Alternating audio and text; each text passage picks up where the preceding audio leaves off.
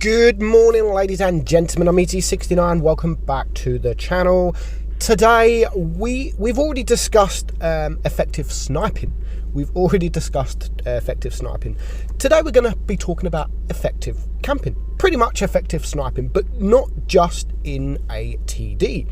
I mean, a TD is pretty much known to sit at the back, do a bit of damage, and then move across, reposition a bit later on in the map, in the game. Sorry, but this rule doesn't just apply for TDs. And what I mean by this, please don't go out, jump in a medium, and do what I'm saying, pretty much camping and doing nothing. What I mean is sometimes you don't have to move.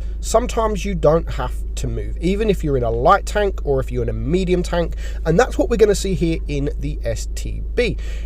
At the moment, he's gone left, and he's gone left on his own. And the enemy team and his team have pretty much gone to the right side, middle, and he's actually dealing damage. He's got shots off. So I think I said it in my TD effective sniping game. What is the point moving if you've got shots? There is no point moving. He's not being spotted. He's in an STB with great camo. He's dealing damage. I mean, he's not just sitting here spotting the team. He's actually sitting here spotting some of the team and dealing damage as well. And when he's got no shots off, he's always looking to get those shots off. And you can see here now, he knows that there's a couple of heavy tanks in the middle. So in my opinion, there's no point moving when you know that there's 3 heavy tanks sitting there, because once your team spot him, he's going to have some damage without getting spotted himself. And that's what he's going to do pretty much all game. And you're going to see just the damage he does get. Now, a lot of the time I show these replays, people are like, oh, he camped to get the damage, blah, blah, blah, blah, blah. But if he was to go closer to the team, he's going to get shot. There's 3 TDs, and none of them are actually spotted. So if he goes closer to the heavy tanks, he's going to open up the TDs, and at the moment he doesn't know where they are. And you can see him looking around. He's now relocating to get to a better position, and that's exactly what he's done. He's got himself into a better position. He's not getting himself spotted, and he's still dealing that damage.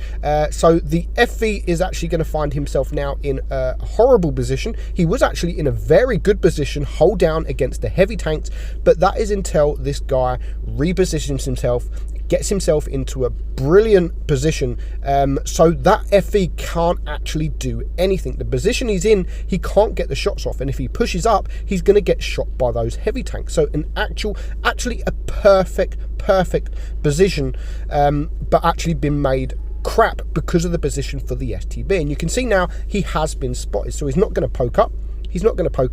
And look, he's getting raged at by his team. But he's on 2k damage. He's done a kill now. He's cleared the heavy, and that's what I mean. Look, he gets himself spotted, and he gets shot by an unspotted tank. Luckily, with the annoying STB. Luckily, with the turret of this thing, he was able to bounce the shot, and now he is alone. Well, pretty much alone against 5 tanks. There is the FV on his team, but he's still full hit points. He's still done nearly 3k damage. So it's not like he's been sat at the back doing absolutely nothing. And this is where the team should think before they start talking. I mean, he's getting raged at because he's on a medium tank camping, but he's not camping. Well, technically he is camping, but he's doing that damage. He may have not done half of the damage he actually has done if he would have got closer, and he probably wouldn't have the hit points he still got if he would have got closer.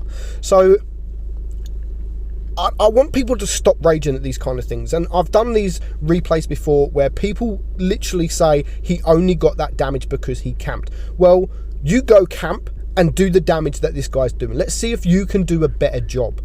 He is full hit points. He's on 3.5k damage. He's now on 2 kills, and he's single-handedly bring it down to a 2-on-4. And now the Death Star, he's in a crap position because he's open, he's spotted. Yes, he's opened up the other TDs, which is good because at least now this STB knows exactly where those TD tanks are. And you can see, just look how annoyed the team are, and it is annoying. how annoyed do you get when you're in a heavy tank or any tank and you keep getting shot by tanks that are not spotted? It's frustrating. It really is frustrating. But then the enemy team are complaining, but maybe, just maybe, their standard B should have come this side. If their standard B should have come this side straight away, where the medium side, then he may have had to relocate, or at least the team would have known where he is. But currently, because he wasn't getting spotted, no one actually knew where he was. And that is just perfect play. That's perfect play. So now he's on his own. He is going to get shot, but he's got the hit points to trade these shots. Fair enough. Two of them are big tanks, the FV and the VK. The VK is a one-shot, and also the Jagdtiger with one of the best DPMs in the game. So he is going to wait. He is going to wait, and he's going to try and deal with the VK. He is the one-shot, and he does exactly that to bring it now down to a 1 versus 2. He's on 5.3k damage. Now, as long as the Jagdtiger stays there, if the Death Star pushes, he can actually afford to take a shot from the Death Star, and that will be it from the Death Star. But as it happens, he's going to rush him. The Death Star is not able to get his gun down, and he's able to deal with him without losing a single hit point. For me, that's perfect play. Absolutely perfect play. And now there's a Jagdtiger in the middle of the open without a turret, and he can just get around him with 35 seconds left on the clock, and there is nothing this Jagdtiger can do. So before you guys moan, before anyone complains he was camping, he was doing it the right way. There's a right way and there's a wrong way, and he was doing it the right way. And what a game this guy had, and he literally single-handedly won his team the game. So he's just one more shot to clear this guy with 10 seconds left on the clock. 5 kills, 5 seconds left, 7,900 damage, pretty much 8k damage, and he gets like 1900 base XP as well. So perfect game, perfect example of how to actually effectively snipe in a medium tank. We're going to see the same here in this time it is a TD in a Grille, and again he's going to sit at the back and he's going to camp. He's going to camp hard, but he's going to do the damage. He's going to do the damage. So when people are actually contributing to the team, whether they're sat at the back or sat at the front or sat at the side, then that is what you should do. You need to contribute to your team. However, whatever position you're in, and of course this position is known for a TD, but he's going to do a lot of damage, a hell of a lot of damage, and straight away he gets the Death Star, and the Death Star loses more than half of his points. So first shot in the game, he sat at the back and he gets the first shot in the game. Of course, that is thanks to his medium tanks and his heavy tanks in actually spotting the team. And a lot of the camping, a lot of the effective sniping does actually rely on your team. You need your team to do the spotting. You need your team to open up the enemy tank so you can actually make a decision in what you want to do and what you should do. And because the team have opened up the reds, he's now made that decision in staying. This position right now is probably the best position to be in a Grille. Now, the only thing with this position, you do get spotted quite early. So tanks, even just like you see with the Death Star earlier, the other side of the map in the TD spot, and the Grille was still able to get the shot off. So 1100 damage. He does have 2 tanks that are now gone. Now he is going to get a shot on from the T-54, but that was a nice turret shot in return. So that could actually be a fair trade, a good trade in getting that shot off. So he's just going to still wait because he knows that there's heavy tanks around here as well. And the thing I love about the Grille is the accuracy. Now, you're going to see some of the shots that I'm just sitting here thinking like, dude, how the hell did that even hit?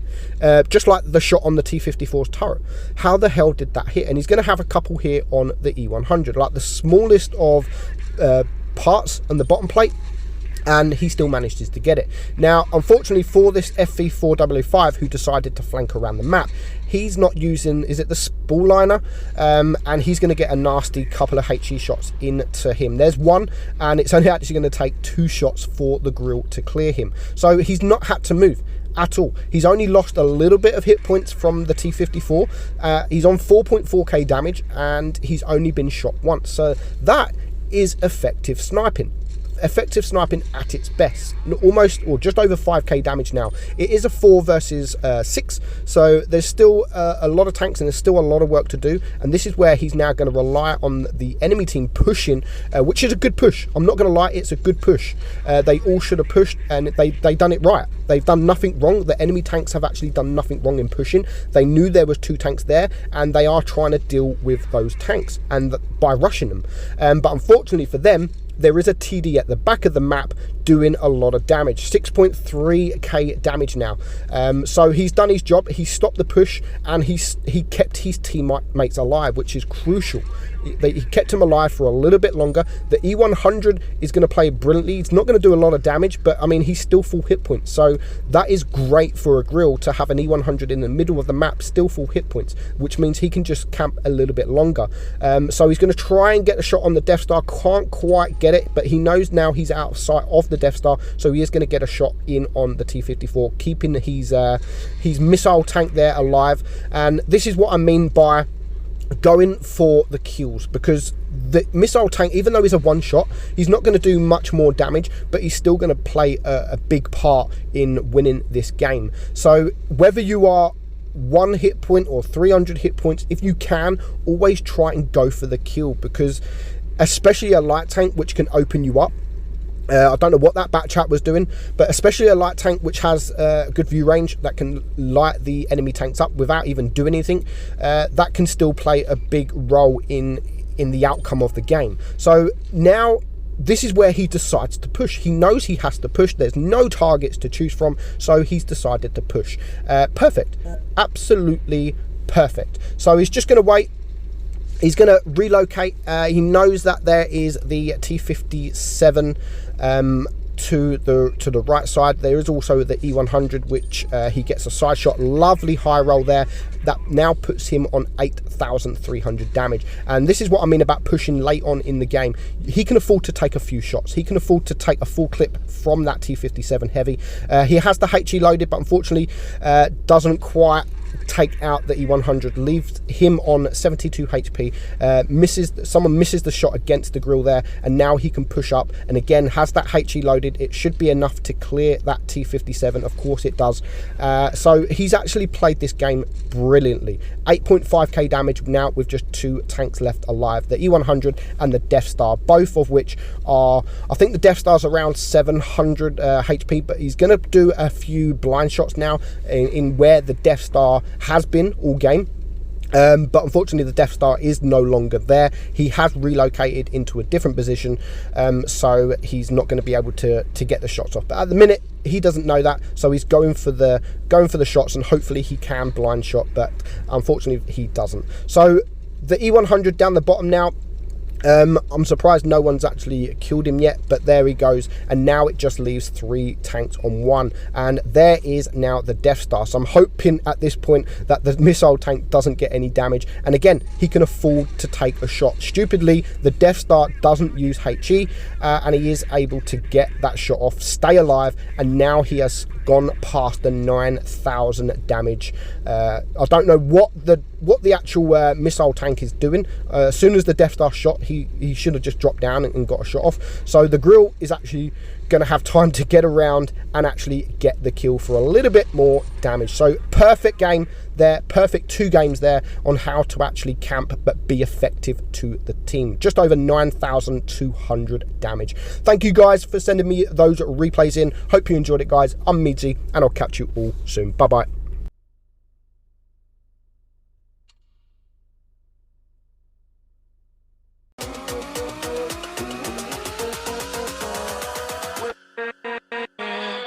With